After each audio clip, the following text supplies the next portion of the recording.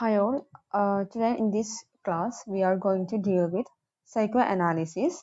So this is an important topic that have been appeared in your PG syllabus, especially in third semester, and this is very easy to learn and very easy to understand the major points. And അതേപോലെ തന്നെ ഇതൊരു psycho അനാലിസിസിന് നമ്മൾ രണ്ട് text ബുക്കാണ് refer ചെയ്യാൻ main ആയിട്ടുള്ളത്. And ഞാൻ നിങ്ങളുടെ കാലിക്കറ്റ് യൂണിവേഴ്സിറ്റിയുടെ മെറ്റീരിയൽ ഞാൻ യൂസ് ചെയ്യുന്നില്ല, കാരണം അതിൽ ഒരുപാട് ബൾക്കായിട്ട് എന്തൊക്കെയോ കാര്യങ്ങളുണ്ട്. പക്ഷെ നമുക്ക് ആവശ്യമുള്ള കാര്യങ്ങൾ മതി. ഞാൻ എപ്പോഴും ക്രിറ്റിസിസത്തിന്റെ ക്ലാസ് ഞാൻ യൂട്യൂബിലൊക്കെ അപ്ലോഡ് ചെയ്തിരുന്ന സമയത്ത് തന്നെ ഞാൻ നിങ്ങളോട് പറഞ്ഞിട്ടുണ്ട്, ക്രിറ്റിസിസം എന്ന് പറയുന്നത് ലിറ്ററേച്ചർ പോലെയല്ല. നമുക്ക് കറക്റ്റ് പോയിന്റ് എഴുതി കഴിഞ്ഞാൽ അതിൻ്റെതായിട്ടുള്ള സ്കോർ നമുക്ക് കിട്ടും. ഒരുപാട് വാരി വലിച്ചെഴുതൊന്നും വേണ്ട. എന്താണോ ക്വസ്റ്റ്യൻ അതിനനുസരിച്ചുള്ള ആൻസർ മാത്രം നമ്മൾ ചെയ്യാം. സോ സൈക്കോ അനാലിസിസ് എന്ന് പറയുന്നത് മനസ്സിലാക്കാൻ ഈസിയാണ്.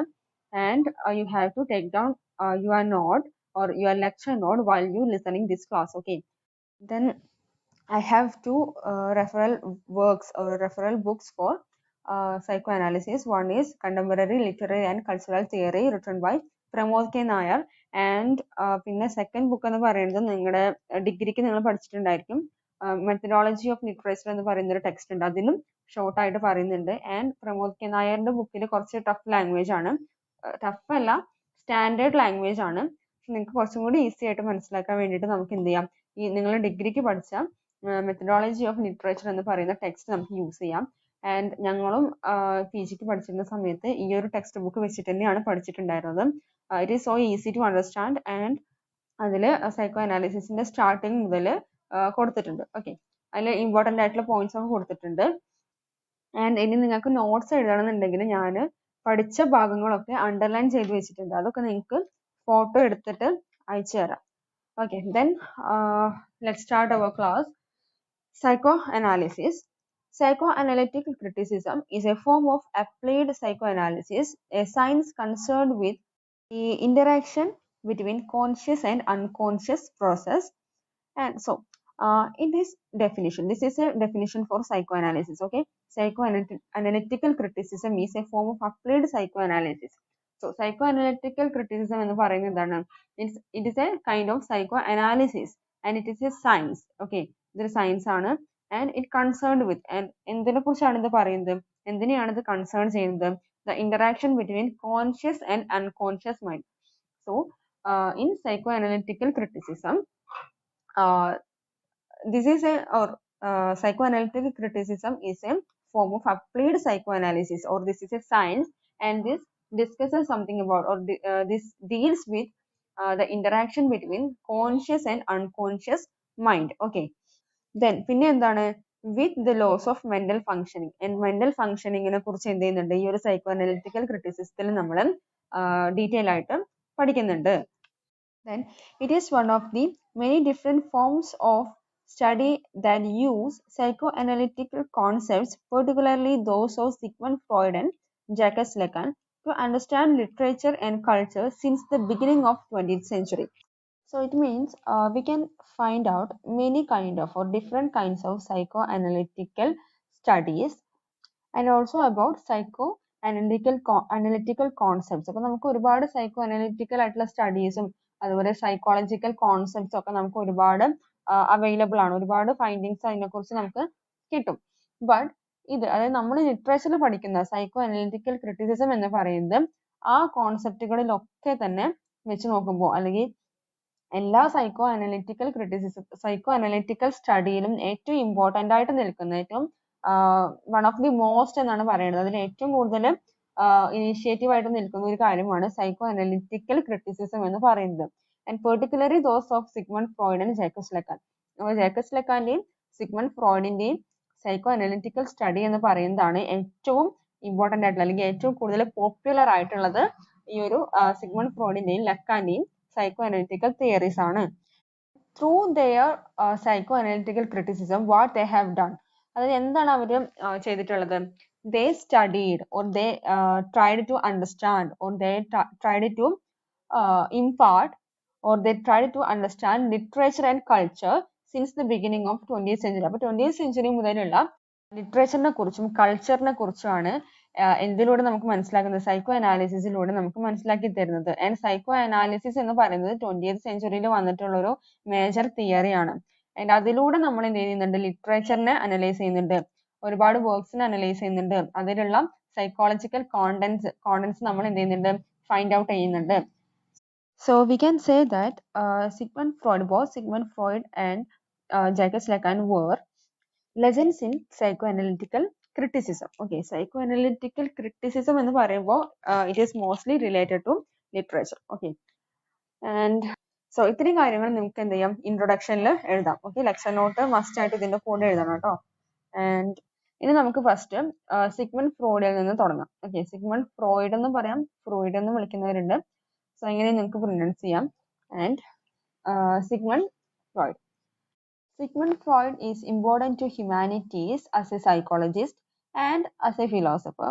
And in his therapy, he examined how the human mind affected the body, particularly in forms of mental illness such as neurosis and hysteria, and in finding ways to cure those mental illness. Obviously, Sigmund Freud was a psychologist and he was a philosopher, and throughout his psychoanalytical studies, he examined how mental illness or mental depression or our hysteria, how these mental illness affects our body. And he studied how to cure these mental illness of human beings. So ഇതാണ് ഫ്രോയിഡിന്റെ ഒരു പ്രത്യേകത എന്ന് പറയുന്നത്. It means he was very important in psychoanalysis. അതായത് ഒരു മനുഷ്യന്റെ mentally ഉള്ള ഇൽനെസ്സിനെ കണ്ടെത്തുകയും അതേപോലെ തന്നെ ആ മെന്റൽ ഇൽനെസ് എങ്ങനെയാണ് ഹ്യൂമൻ ബോഡീനെ എഫക്റ്റ് ചെയ്യുന്നത്. ഓക്കെ, ഇപ്പൊ നമുക്കറിയാം മെന്റലി ഡിപ്രസ്ഡ് ആയിട്ടുള്ള ഒരാൾ ഫിസിക്കലി വീക്ക് ആയിരിക്കും, പക്ഷെ മെന്റലി എപ്പോഴും എനർജറ്റിക് ആയിട്ടുള്ള ഒരാളെ എങ്ങനെയായിരിക്കും, അദ്ദേഹത്തിന്റെ പ്രവൃത്തികളും എപ്പോഴും പോസിറ്റീവ് ആയിരിക്കും. സോ മെന്റൽ ഹെൽത്ത് എന്ന് പറയുന്നത് എപ്പോഴും നമുക്ക് ഇമ്പോർട്ടൻ്റ് ആണ്. ഫിസിക്കൽ ഹെൽത്ത് മാത്രമല്ല വേണ്ടത്, മെന്റൽ ഹെൽത്തും എപ്പോഴും ഇമ്പോർട്ടൻ്റ് ആണ്. സോ ഈ ഒരു മെന്റൽ ഇൽനെസ് എങ്ങനെ ബോഡിയെ എഫക്റ്റ് ചെയ്യുന്നു, അതേപോലെ തന്നെ ഏതൊക്കെ വേസിലൂടെ എങ്ങനെയൊക്കെയാണ് നമുക്ക് ഈ ഒരു മെന്റൽ ഇൽനെസ്സിനെ എന്ത് ചെയ്യാൻ പറ്റുന്നത്, റെഡ്യൂസ് ചെയ്യാൻ പറ്റുന്നത് അല്ലെങ്കിൽ ക്യൂർ ചെയ്യാൻ പറ്റുന്നത്, അങ്ങനെയുള്ള സ്റ്റഡീസ് ഒക്കെയാണ് ഫ്രോയിഡ് നടത്തിയിരുന്നത്. ദെൻ ഇനി ഈ ഒരു വർക്ക് നോട്ട് ചെയ്ത് വെക്കാം. In civilisation and its discontents, അതായത് സിവിലൈസേഷൻ ആൻഡ് ഇറ്റ്സ് ഡിസ്കണ്ടൻസ്, അത് it's a book written by Sigmund Freud. And throughout this work, he speaks about two principles. Okay, two principles at work in any society. അതായത് ഒരു സൊസൈറ്റിയിൽ രണ്ട് തരം principles ഉണ്ട്, അതായത് രണ്ട് തരം morality or to kinds of mannerisms. അതായത് നമ്മൾ ഒരാളോട് എങ്ങനെ ബിഹേവ് ചെയ്യണം, അല്ലെങ്കിൽ നമ്മുടെ ബിഹേവിയർ എങ്ങനെ മറ്റുള്ളവരുടെ മുന്നിൽ പിന്നെ പ്രസന്റ് ചെയ്യണം, ഓർ അങ്ങനെയുള്ള തരത്തിലുള്ള കാര്യങ്ങൾ. അതായത് രണ്ട് തരം പ്രിൻസിപ്പിൾസ് ഉണ്ട് എന്നാണ് നമ്മുടെ സൊസൈറ്റിയിൽ, രണ്ട് തരം പ്രിൻസിപ്പിൾസ് ഉണ്ടെന്നാണ് ആര് പറയുന്നത്, സിഗ്മണ്ട് ഫ്രോയിഡ് പറയുന്നത്. അതിലൊന്നാണ് the pleasure principle and the reality principle. Note ചെയ്ത് വെക്കണം.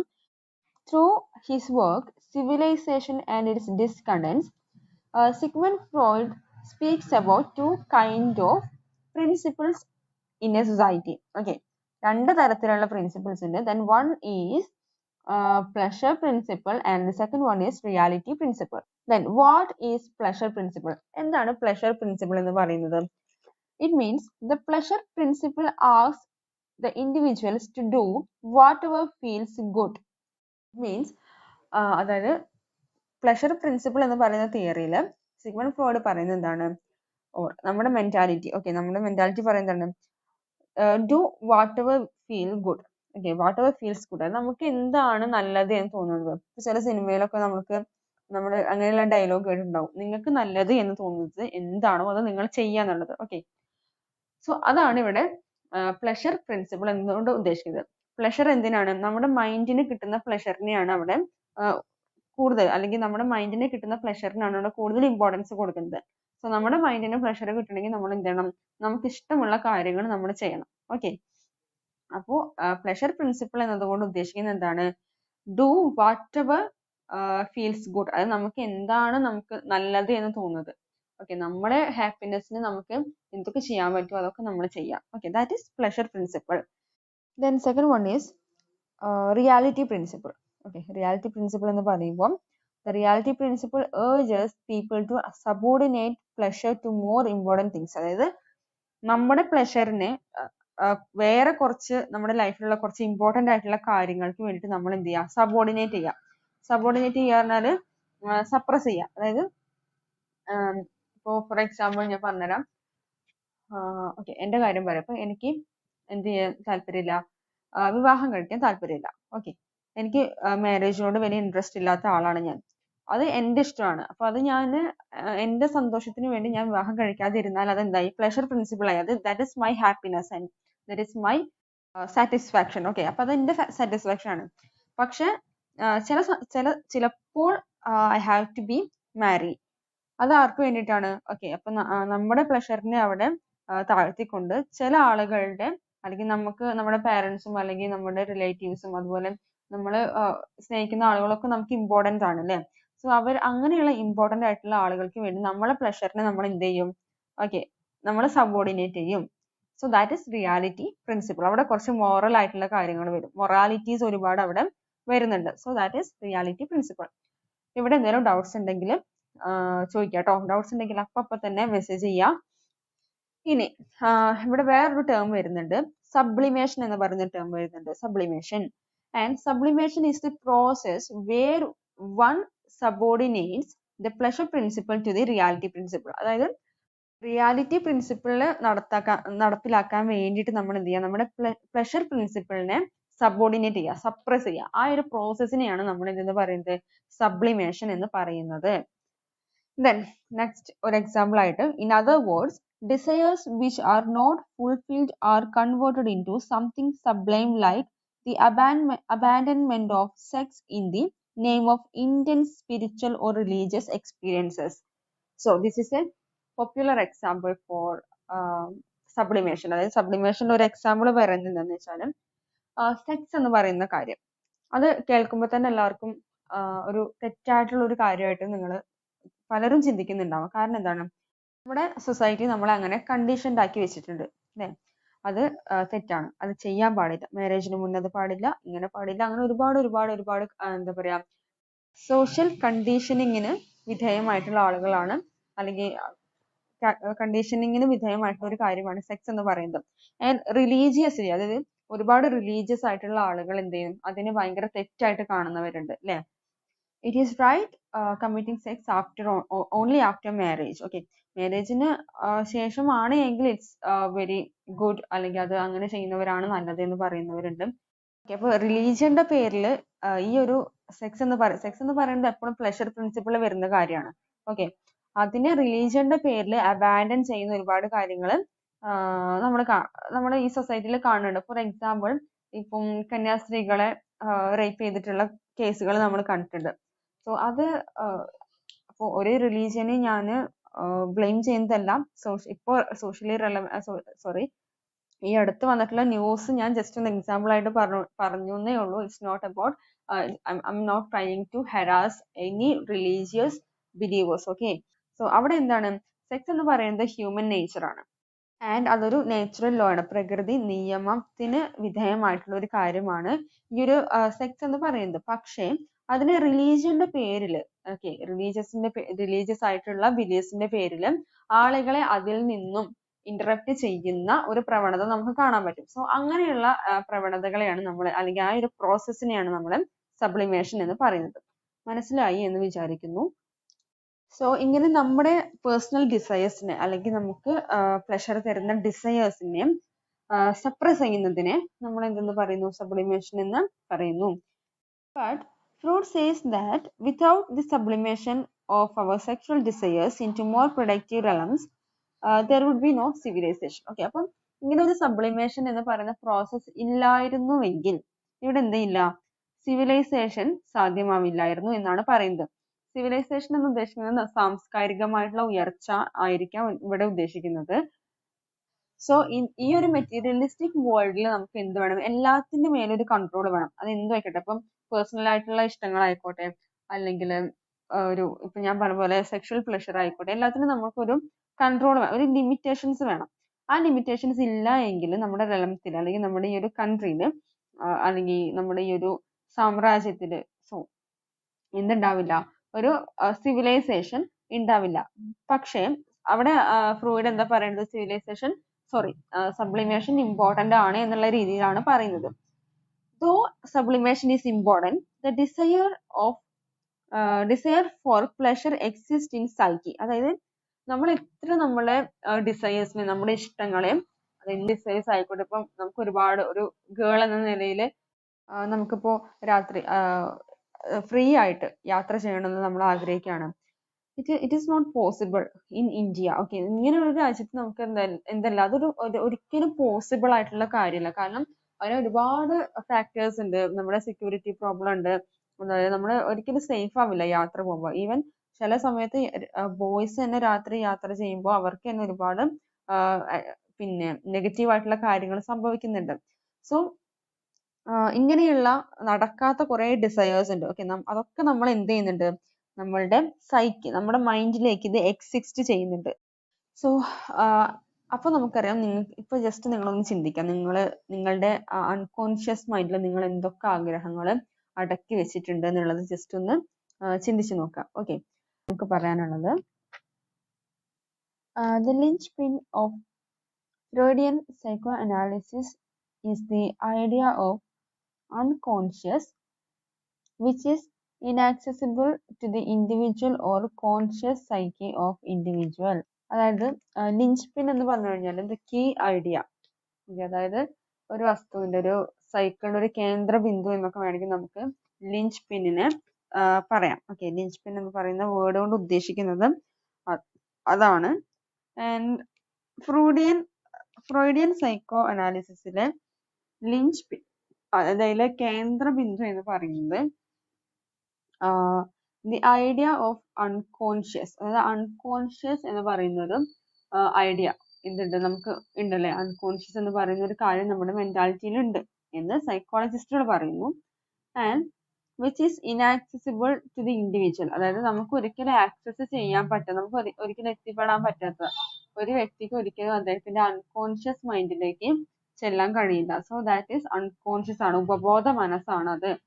It is because the unconscious that one is not a completely rational creature who acts only on the basis of logic and intelligence. അപ്പോൾ നമ്മുടെ unconscious mind എന്ന് പറയുന്നത് നമ്മൾ പുറമേ കാണിക്കുന്ന ലോജിക്കും morality intelligence ഒക്കെ എന്താ പറയാ കൂട്ടിക്കുഴച്ച്, അല്ലെങ്കിൽ അത് ഉപയോഗിച്ച് അതിനെ ബേസ് ചെയ്തിട്ട് ആക്ട് ചെയ്യുന്ന ഒരു എന്താ പറയാ ഒരു സ്റ്റേറ്റ് അല്ല, ഒരു സ്റ്റേറ്റ് ഓഫ് മൈൻഡ് അല്ല അൺകോൺഷ്യസ് മൈൻഡ് എന്ന് പറയുന്നത്. ബിക്കോസ് നമ്മുടെ അൺകോൺഷ്യസ് മൈൻഡിൽ ഒരുപാട് കാര്യങ്ങൾ ഉണ്ട്. ഓക്കെ, നമ്മുടെ പഴയ പാസ്റ്റിൽ ഉണ്ടായിട്ടുള്ള ഒരുപാട് കാര്യങ്ങൾ നമ്മുടെ മൈൻഡിലുണ്ട്, അതായത് നമ്മുടെ അൺകോൺഷ്യസ് മൈൻഡിലുണ്ട്. പക്ഷെ ഒരിക്കലും നമുക്ക് അത് എന്താ ചെയ്യാൻ പറ്റില്ല, പെട്ടെന്ന് തിരിച്ചറിയാൻ പറ്റില്ല. നമുക്ക് കോൺഷ്യസ് ആയിട്ടിരിക്കുന്ന ഒരു ലെവലുണ്ട്. ആ കോൺഷ്യസ് മൈൻഡിൽ കിടക്കുന്ന കാര്യങ്ങൾ മാത്രമേ നമുക്ക് എന്ത് ചെയ്യാൻ പറ്റുള്ളൂ, തിരിച്ചറിയാനും ഓർത്തെടുക്കാനും നമുക്ക് സാധിക്കുള്ളൂ. ആൻഡ് ഈ ഒരു സൈക്കിക് അനാലിസിസ് അല്ലെങ്കിൽ ഹ്യൂമൻ സൈക്കിനെ ഫ്രോയിഡ് എന്ത് ചെയ്തിട്ടുണ്ട്, മൂന്നായിട്ട് തരംതിരിച്ചിട്ടുണ്ട്. Okay, there are three kinds of or three keywords for analyze or represent each psychological state of human mind according to Freud. The first one is id. ഇതാണ് ID എന്നാണ് അതിന്റെ spelling വരുന്നത്. ഇത് എന്നാണ് നമ്മൾ പറയുക. അപ്പോൾ ഹ്യൂമൻ മൈൻഡിന്റെ അല്ലെങ്കിൽ ഒരു നമ്മുടെ ഹ്യൂമൻ സൈക്കോളജിയുടെ ഒരു 3 kinds അല്ലെങ്കിൽ അതിനെ റെപ്രസെന്റ് ചെയ്യുന്ന 3 keywords ആണ് നമ്മൾ ഇനി ഇവിടെ പറയുന്നത്. So it is completely conscious part of the psyche that serves the storehouse of our desires, wishes and fears. Okay, so നമുക്ക് ഒരുപാട്, ഞാൻ നേരത്തെ പറഞ്ഞ പോലെ തന്നെ നമുക്ക് ഒരുപാട് വിഷസ് ഉണ്ട്, നമുക്ക് ഒരുപാട് ഡിസയേഴ്സ് ഉണ്ട്, നമുക്ക് ഒരുപാട് ഫിയേഴ്സ് ഉണ്ട്. സോ നമുക്ക് അങ്ങനെ പുറത്ത് കാണിക്കാൻ പറ്റാത്ത കുറെ ഒരുപാട് ഇമോഷൻസ് ഒക്കെ സ്റ്റോർ ചെയ്ത് വെക്കുന്ന ഒരു മെന്റൽ പ്ലേസ് ആണ്, അല്ലെങ്കിൽ മെന്റൽ സ്റ്റോർ ഹൗസ് ആണ് ഈ ഒരു ഇതെന്ന് പറയുന്നത്. ഓക്കെ, പല കാരണങ്ങൾ കാരണം നമ്മൾ അതിനെ മനഃപൂർവ്വം മറച്ചു പിടിക്കുന്നു. Okay, then second one is ego. Ego is mostly partially conscious part of the psyche that processes experiences and operates as a referee or mediator between id and superego. അപ്പം ഇത് ഈഗോ സൂപ്പർ ഈഗോ, ഇത് ego super ego, ഈ മൂന്നെണ്ണാണ് നമ്മുടെ ഈ ഒരു പിന്നെ ഈ ഒരു സ്റ്റേറ്റ് ഓഫ് മൈൻഡിനെ ഇങ്ങനെ മൂന്നെണ്ണമായിട്ട് തിരിച്ചിട്ടുണ്ട്. സോ അതിൽ സൂപ്പർ ഈഗോയുടെയും ഇതിന്റെയും, ഇതെന്ന് പറയുന്നത് എന്താണ്, കോൺഷ്യസ് മൈൻഡ് ആണ്. ആൻഡ് ഇതിനെയും സൂപ്പർ ഈഗോയുടെയും മീഡിയേറ്റർ ആണ് ഈഗോ എന്ന് പറയുന്നത്. And it is partially conscious ആണ്, അതായത് ഭാഗികമായിട്ട് കോൺഷ്യസ് ആയിട്ട് നിൽക്കുന്ന ഒരു സ്റ്റേറ്റ് ഓഫ് മൈൻഡ് ആണ് ഈഗോ എന്ന് പറയുന്നത്. ദെൻ സൂപ്പർ ഈഗോ എന്ന് പറയുന്നത് often thought of as one's conscience, the super ego operates like an internal censor or encouraging moral judgment in the light of social pressures. Super ego എന്ന് പറയുന്നതാണ് നമ്മുടെ actual behaviour. Okay, നമ്മൾ മറ്റുള്ള ആളുകളോട് എങ്ങനെയാണോ പെരുമാറുന്നത് അത് സൂപ്പർ ഈഗോ ആയിട്ട് നമുക്ക് കണക്കാക്കാൻ പറ്റും. കാരണം നമ്മളൊക്കെ ഈഗോയിസ്റ്റിക് ആണ്. ഓക്കെ, നമ്മൾ എല്ലാവരും മറ്റുള്ള ആളുകളോട് ബിഹേവ് ചെയ്യുന്നത് ഒരു ഈഗോ വെച്ചിട്ടാണ്. അതായത് ഞാൻ നേരത്തെ പറഞ്ഞ പോലെ തന്നെ ഈ പറയുന്ന മൊറാലിറ്റി, അതായത് സോഷ്യൽ പ്രഷർ, അത് നമുക്ക് സൊസൈറ്റിയിൽ നിന്ന് ഒരുപാട് പ്രഷർ വരുന്നുണ്ട്. ഓക്കെ, ഒരുപാട് പേര് നമ്മൾ ഇങ്ങനെയൊക്കെ ജീവിക്കാവൂ, നമ്മൾ ഇങ്ങനെയൊക്കെ നടക്കാവൂ എന്ന് പറഞ്ഞിട്ട് ഒരുപാട് ഫോഴ്സുകൾ വരുന്നുണ്ട്. സോ അതിനനുസരിച്ച് ജീവിക്കുന്ന, അല്ലെങ്കിൽ അതിനെ പുറത്ത് കാണിക്കുന്ന, അല്ലെങ്കിൽ ആ ഒരു അവസ്ഥയെ ഫോളോ ചെയ്യുന്ന നമ്മുടെ ബിഹേവിയർ, ആക്ച്വൽ ബിഹേവിയർ ആണ് സൂപ്പർ ഈഗോ എന്ന് പറയുന്നത്. അപ്പോൾ ഈ ഇതിനെയും സൂപ്പർ ഈഗോ, നമ്മൾ ഫസ്റ്റ് പറഞ്ഞ ഇതെന്ന് പറയുന്നത് അൺകോൺഷ്യസ് ആണ്. അവിടെയാണ് നമ്മുടെ എല്ലാ ഡിസയേഴ്സും, നടക്കാതെ പോകുന്ന എല്ലാ സ്വപ്നങ്ങളും ആഗ്രഹങ്ങളും ഒക്കെ അടിഞ്ഞുകൂടുന്നത് നമ്മുടെ ഇതിലാണ്. ഓക്കെ, അത് നമ്മുടെ ഏറ്റവും കൂടുതൽ, ഏറ്റവും മനസ്സിന്റെ അടിത്തട്ട് എന്നൊക്കെ പറയാം നമ്മൾ, അവിടെയാണ്. അപ്പോൾ ഈ ഇതിനെയും അതേപോലെ ഈ സൂപ്പർ ഈഗോയിനെയും മീഡിയേറ്റ് ചെയ്യുന്നത്, അതിനെ എങ്ങനെ പിന്നെ മെയിൻറ്റെയിൻ ചെയ്യുന്നത്, ബാലൻസ് ചെയ്യുന്നത് ആരാണ്? ഈഗോ എന്ന് പറയുന്ന ഒരു സ്റ്റേറ്റ് ഓഫ് മൈൻഡ് ആണ്. അപ്പൊ ഇതെന്ന് പറയുന്നത് അൺകോൺഷ്യസ് ആണ്, ഈഗോ കോൺഷ്യസ് ആണ്. ആൻഡ് സൂപ്പർ ഈഗോ എന്ന് പറയുന്നത് നമ്മുടെ പുറത്തുള്ള ബിഹേവിയർ, സൂപ്പർ ഈഗോ എന്ന് പറയുന്നത് നമ്മുടെ കൺസൈൻസ് ആണ്. Okay, then in the interpretation of dreams, ഫ്രോയിഡിന്റെ നെക്സ്റ്റ് വർക്ക് ആണ് the interpretation of dreams. So in the interpretation of dreams, Freud talks about the dream mechanism. Okay, next term ആണ് dream mechanism എന്ന് പറയുന്നത്, just not ചെയ്ത് വെക്കുക, which is crucial for understanding the unconscious. So ഇവിടെ Freud പറയുന്നത് എന്താണെന്ന് വെച്ചാൽ, dreams are symbolic fulfillments of wishes that cannot be fulfilled because they have been repressed. Okay, നമ്മുടെ ഡ്രീംസ് എന്ന് പറയുന്നത് എപ്പോഴും എന്താണ്, റിപ്രസ്ഡ് ആണ്. നേരത്തെ പറഞ്ഞ പോലെ തന്നെ ഡിസയേഴ്സ് എപ്പോഴും റിപ്രസ്ഡ് ആണ്. ആൻഡ് അത് നമുക്ക് പല കാരണങ്ങളോട് ഫുൾഫിൽ ചെയ്യാൻ പറ്റാറില്ല. ബിക്കോസ് അതൊക്കെ നമ്മൾ എന്ത് ചെയ്യണം, നമ്മുടെ അൺകോൺഷ്യസ് മൈൻഡ്, അതായത് നമ്മുടെ ഇതിൽ നമ്മൾ എന്ത് ചെയ്തിട്ടുണ്ട്, സ്റ്റോർ ചെയ്ത് വെച്ചിരിക്കുകയാണ്, റിപ്രസ് ചെയ്ത് വെച്ചിരിക്കുകയാണ്. Then as these wishes cannot be directly expressed such, it may be painful to the ego if the forbidden things are revealed. They seek for expression in disguise in dreams.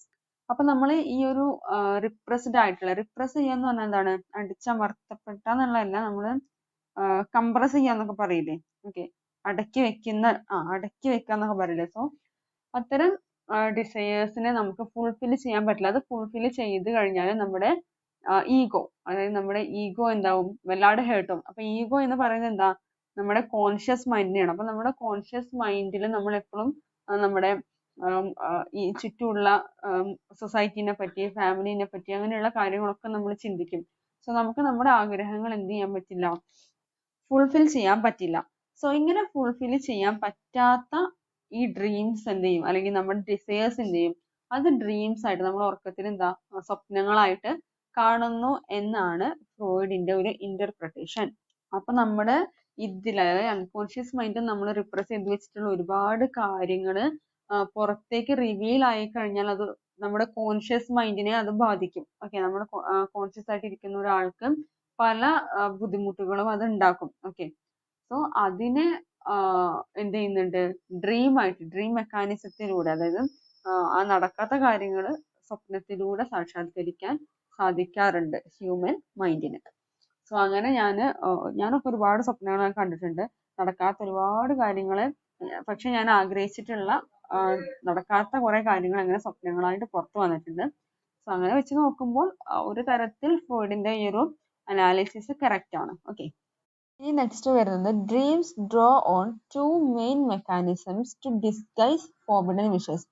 അത് നമ്മുടെ repressed ആയിട്ടുള്ള desires ഉണ്ടല്ലോ, അത് നമ്മൾ ഒളിച്ചു വെക്കുന്ന ആഗ്രഹം, ഡിസയേഴ്സിനെ disguise ചെയ്യാൻ വേണ്ടിയിട്ട് ഓർ അതിനെ മറച്ചു വെക്കാൻ വേണ്ടിയിട്ട് ഡ്രീംസ് ചെയ്യുന്ന അല്ലെങ്കിൽ രണ്ട് മെക്കാനിസംസ് ആണ് കാര്യമായിട്ട് അവിടെ നടക്കുന്നത്, രണ്ട് പ്രോസസ് ആണ് അവിടെ നടക്കുന്നത്.